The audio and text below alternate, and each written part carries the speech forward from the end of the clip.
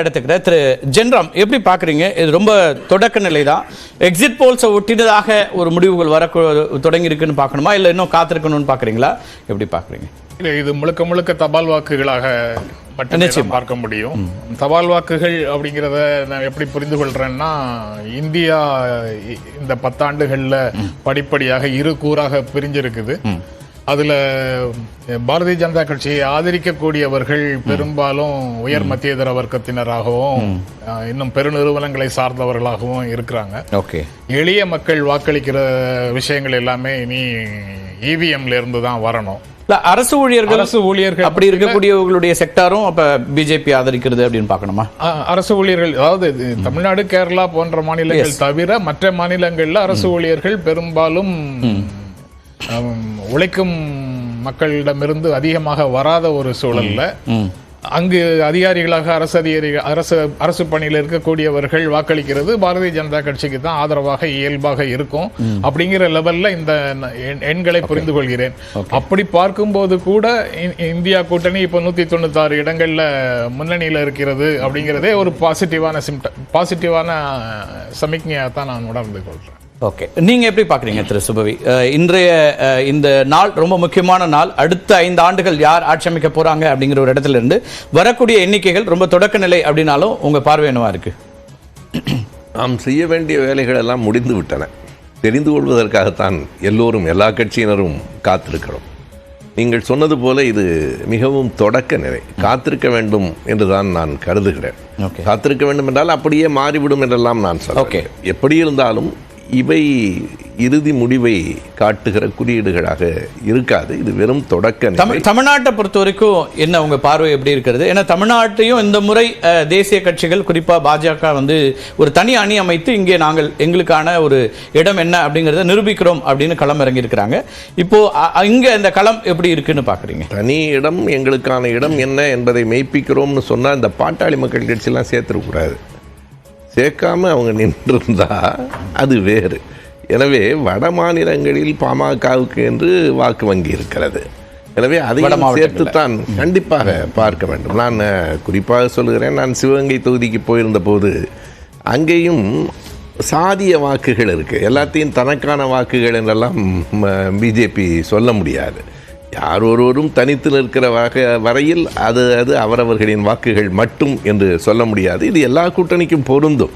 திமுகவினுடைய கூட்டணியில் இருக்கிற மற்ற கட்சிகளின் வாக்குகளும் திமுகவுக்கு வருகின்றன, திமுகவின் வாக்குகள் போகின்றன. எனவே இது ஒரு குறிப்பிட்ட கட்சி இங்கே காலூன்றி விட்டது என்று சொல்லுவதற்கான வாய்ப்பாக இது இல்லை. ஒருவேளை பாஜக எந்த கட்சியோடும் கூட்டணி சேராமல் தனித்து நின்றிருந்தால் அவர்கள் பெறுகிற வாக்குகள் அவர்களுடையது. ஆகையினால இப்போ வட மாவட்டங்களில், குறிப்பாக வட மாவட்டங்களில் பாமகவுக்கு என்று ஒரு வாக்கு வங்கி இருக்கிறது. ஆகையினாலே அந்த வாக்குகளை எல்லாம் சேர்த்து கொண்டு தங்களின் வாக்குகள் என்று அவர்கள் சொல்லிவிட முடியாது. இருந்தாலும் நான் முதலில் சொன்னதைத்தான் மறுபடியும் வலியுறுத்துகிறேன். கொஞ்சம் பொறுத்திருந்து பார்க்கலாம். இன்னமும் இதனை வைத்துக்கொண்டு நாம் முடிவுகளை சொல்லிவிட முடியாது. ஒவ்வொருவருக்கும் ஒரு விருப்பம் இருக்கிறது, அது வேறு. ஆனால் முடிவுகள் என்ன என்று காத்திருந்துதான் பார்க்கலாம். தென் மாநிலங்கள் அப்படிங்கிறது ஒரு பிஜேபிக்கு ஒரு சேலஞ்சிங்கான ஒரு இடம். ஆனால் இந்த முறை அதை நாங்கள் மாற்றுகிறோம் அப்படிங்கிறது தான் பாஜகவுடைய தேசிய தலைவர்கள் தொடங்கி தமிழ்நாட்டினுடைய தலைவர்கள் வரைக்கும் சொன்னது. அது எப்படி இருக்குன்னு பார்க்குறீங்க? ரொம்ப ஏர்லி ட்ரெண்ட்ஸ்னா கூட இப்போ குறிப்பாக தமிழ்நாடு, கேரளா, கர்நாடகா, ஆந்திரா, தெலுங்கானா. ஆந்திராவில் இப்போ சட்டமன்ற தேர்தலும் இருக்கக்கூடிய ஒரு சூழல் பார்க்குறோம். ஆந்திராவும் தெலுங்கானாவும் தான் இப்போ பாரதிய ஜனதா கட்சிக்கு இடமளிக்கக்கூடிய இடங்களாக இருக்கின்றன. தமிழ்நாடு, கேரளா இல்லைங்கிறது இப்போவே தெரிஞ்சிடுச்சு.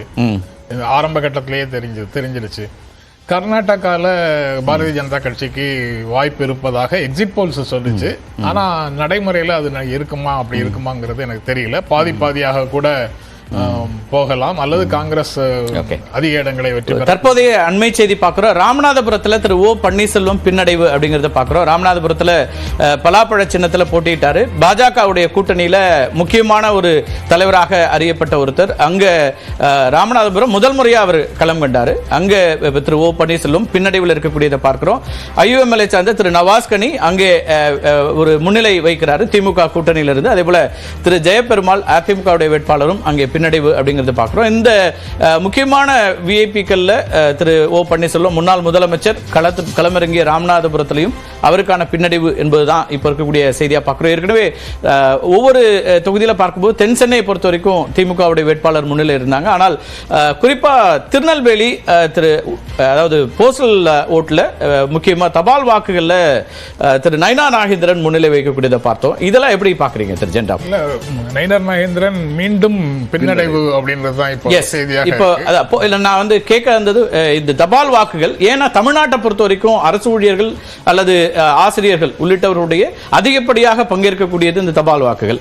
அதுல முன்னிலை வந்தது அப்படிங்கிறது திருநெல்வேலியில அதை கவனிக்க வேண்டி இருக்கிறதா அப்படிங்கிறதுனால அந்த கேள்வி. நயினார் நாகேந்திரன் பாரதிய ஜனதா கட்சியில இணைந்து இருக்கலாம், ஆனா அவர் இன்னும் வந்து பழைய அதிமுக பிரமுகராக அல்லது திராவிட இயக்கத்தின் வழிவந்தவராக பார்க்கப்படுகிறார். அவர் வந்து சாதாரணமாக மக்களோடு எளிதாக பழகக்கூடிய மனிதராக பல வருடங்களாக இருந்த காரணத்தினால அரசு ஊழியர்கள் ஆசிரியர்கள் மத்தியில் அவருக்கு ஓரளவுக்கு செல்வாக்கு இருந்திருக்க கூடும். அதனால முதல்ல ஒரு அதிகமான வாக்குகள் பெற்று முதல்ல ஒரு கட்டத்துல முன்னணியில இருந்த மாதிரியும் இப்போ பின்னடைவுக்கு வந்துட்டதும் தெளிவாக தெரியுது. அதனால அதுல எலக்ட்ரானிக் ஓட்டிங் மிஷின்ல இருந்து வாக்குப்பதிவு எந்திரத்தில இருந்து வாக்குகள் எண்ணப்படும் போது இயல்பாக அவர் பின்னால போயிடுவாருன்னு எதிர்பார்க்கிறேன். புதுச்சேரியில பாஜக அதே போல முன்னிலை வைக்கக்கூடியது எதிர்பார்க்கப்பட்ட ஒன்று அப்படின்னு அதை பார்க்க வேண்டியிருக்கா, அதை எப்படி பாக்குறீங்க? இல்ல, அதுவும் எதிர்பார்க்கப்பட்ட 40 தொகுதிகளில் எந்த இடத்துலையும் பாரதிய ஜனதா கட்சி முன்னணிக்கு வரும், முன்னிலை வைக்கும், வெற்றி பெறும் என்று நான் எதிர்பார்க்கவில்லை. ஒருவேளை அப்படி ஏதேனும் ஓரிரு தொகுதிகளில் அவர்கள் வெற்றி பெற்றார்கள் என்றால் புதுச்சேரியாக இருந்தா காங்கிரஸ் கட்சியும், மீதி 39 தொகுதிகளாக அதுல ஒன்றாக இருந்தால் திராவிட முன்னேற்ற கழகமும் அதனுடைய கூட்டணி கட்சியினரும் ரொம்ப தீவிரமாக தங்களை சுய பரிசோதனைக்கு உள்ளாக்கி கொள்ள வேண்டும் அப்படின்னு நான் நினைக்கிறேன். புதுச்சேரியை பொறுத்த வரைக்கும் நம்ம பார்த்தா அதே போல திண்டுக்கல்ல முன்னிலை வைக்கக்கூடிய பார்க்கிறோம். சிபிஎம் வேட்பாளர் திண்டுக்கல்ல முன்னிலை வைக்கிறார். மற்ற எல்லா தொகுதிகளுடைய நிலையிலையும் கூட நம்ம பார்க்கலாம். திண்டுக்கல்ல திரு மார்க்சிஸ்ட் கம்யூனிஸ்ட் கட்சியினுடைய சச்சிதானந்தம் முன்னிலை வைக்கிறாரு. அதே போல நெல்லை முபாரக் அங்க அதிமுக கூட்டணியில் அவர் போட்டிட்டாரு. அவர் அடுத்த கட்டத்தில் பின்னடைவை சந்திக்கக்கூடிய அந்த சூழலை பார்க்கிறோம். திண்டுக்கல்லை பொறுத்த வரைக்கும்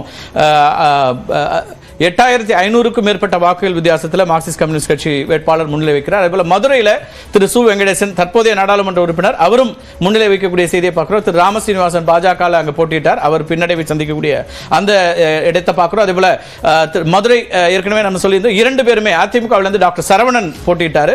ஏற்கனவே அவர் பாஜக இருந்தார், திமுக இருந்தார். அப்படி அந்த இடத்துல இருந்து இந்த முறை அங்கே நாடாளுமன்ற உறுப்பினராக வேட்பாளராக அதிமுக களம் கண்டார். அவர் இருவரையும் கடந்து சு வெங்கடேசன் முன்னிலை வைக்கக்கூடிய செய்தியை பார்க்கிறோம்.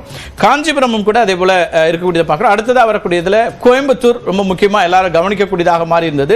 அகில இந்திய அளவில் கூட அது கவனத்தை பெறக்கூடியதாக மாறி இருந்த இடத்துல தற்போதைய நிலையில் திமுகவினுடைய கணபதி ராஜ்குமார் முன்னிலை வைக்கிறார். தமிழ்நாடு பாரதிய ஜனதா கட்சியினுடைய தலைவர் திரு அண்ணாமலை பின்னடைவு.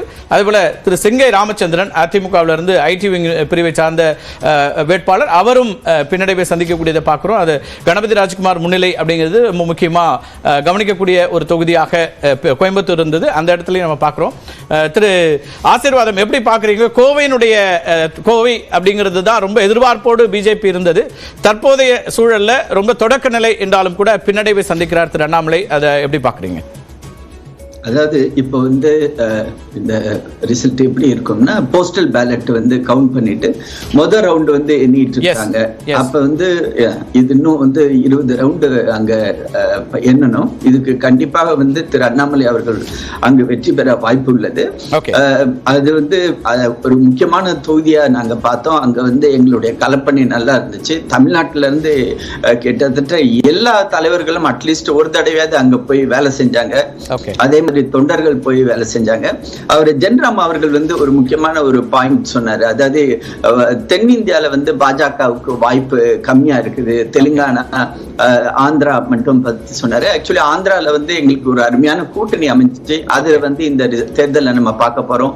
தெலுங்கானால 4 சீட்டு வாங்கின இடத்துல டபுள் டிஜிட் வாங்குவோம்.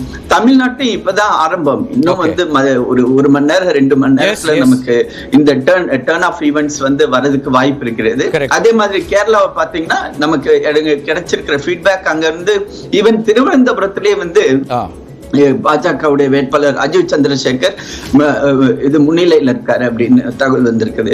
சோ ஒரு சைடு கர்நாடகா, தெலுங்கானா, ஆந்திரா அங்கெல்லாம் வந்து ஒரு எஸ்டாப்ளிஷ்ட் வந்து எங்க பார்ட்டிக்கு வரும்பொழுது எங்களால வந்து தன்னிந்தியால இருந்து ஒரு நல்ல சீட்டுகளை வந்து பாஜக கொடுக்கறதுக்கு வாய்ப்பு இருக்கிறது. ஆக மொத்தம் தென்னிந்தியாவை புறம் தள்ளக்கூடாது அப்படின்றது என்னுடைய கருத்து.